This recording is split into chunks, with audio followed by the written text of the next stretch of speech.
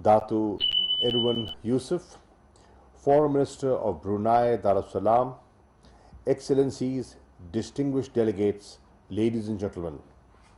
It is indeed an honor for me to participate in the 28th ASEAN Regional Forum Ministerial Meeting. I take this opportunity to commend Brunei Darussalam as the present chair of its dynamic leadership this year, as well as the ongoing effective work of the permanent bodies of the ASEAN Regional Forum. The 28th ARF gives us an opportunity to coordinate and synchronize our efforts to foster constructive dialogue and consultations on political and security issues of common interest. Excellencies, the COVID-19 pandemic continues to be a grave threat to the well-being of peoples and economies around the world. The transboundary nature of the pandemic necessitates that the multilateral spirit of ARF and other international organizations, particularly the United Nations, be fully and effectively utilized.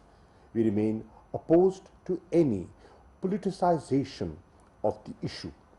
We must also pool our resources and help develop a vaccine that is accessible to all as a global public good.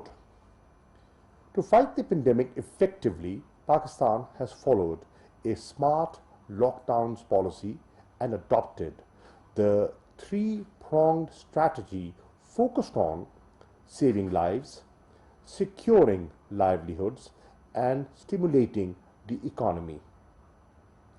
Through its SARS Emergency Cash Program, the government disbursed more than 200 billion rupees to 15 million families in the vulnerable segments of the population.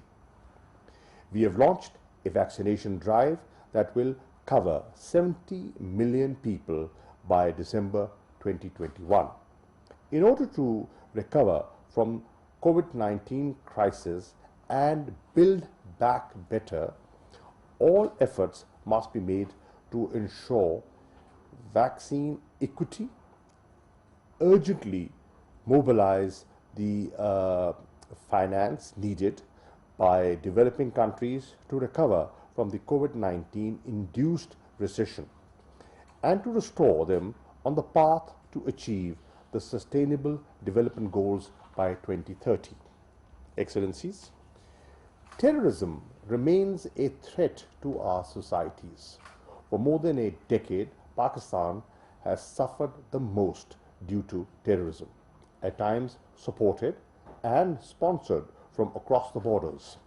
Thousands of precious lives have been lost, including those of civilians, armed forces personnel, and officials of law enforcement agencies. Pakistan has been pursuing a comprehensive national action plan to deal with the menace of terrorism. Pakistan has also made significant progress in anti-money laundering and counter-financing of terrorism domain.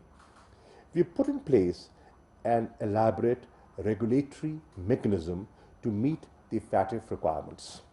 Pakistan strongly condemns terrorist activities, whether perpetrated by individuals, groups, or states, resulting in violence or threat of violence.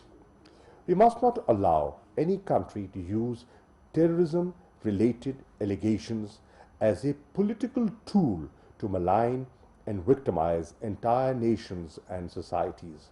We must condemn and hold accountable the perpetrators of state terrorism against people under illegal occupation in disputed territories. Islamophobia also needs to be addressed in an effective manner. It is essential to recognize that the freedom of expression has to be exercised with responsibility. It cannot and should not translate into freedom to blasphemy and willfully hurt the sentiments of almost 2 billion Muslims.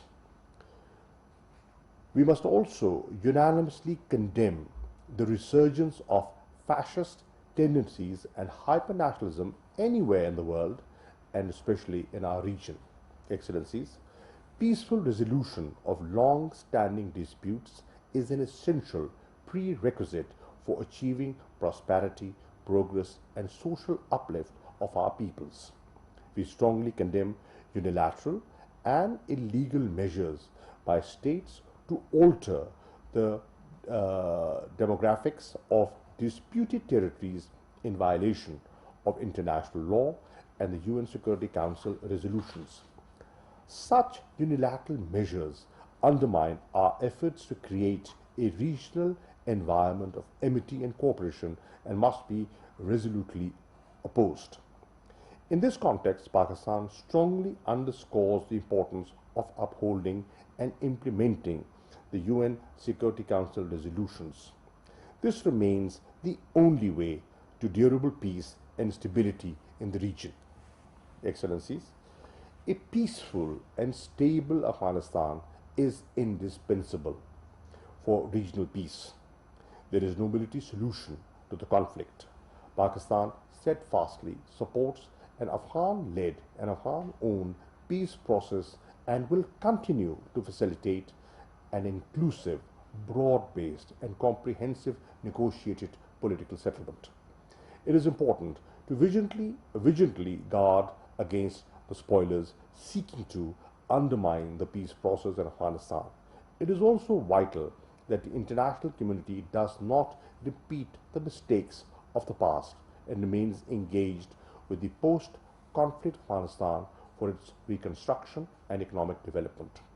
Furthermore, the repatriation of Afghan refugees should be an essential part of the peace negotiations.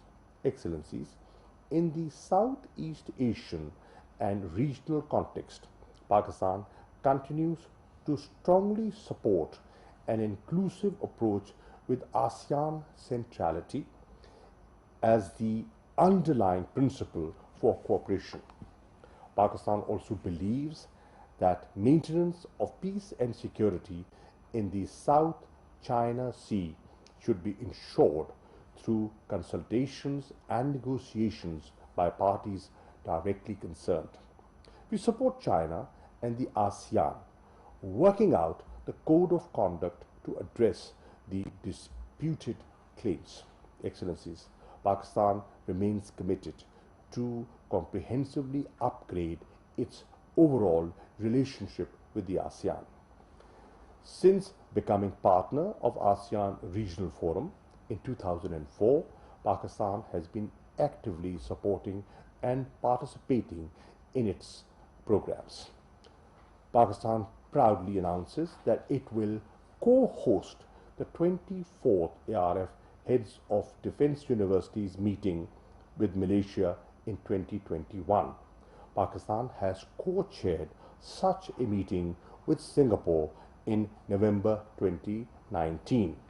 Pakistan will continue to support ARF initiatives for a secure, prosperous and stable Asia Pacific. I thank you.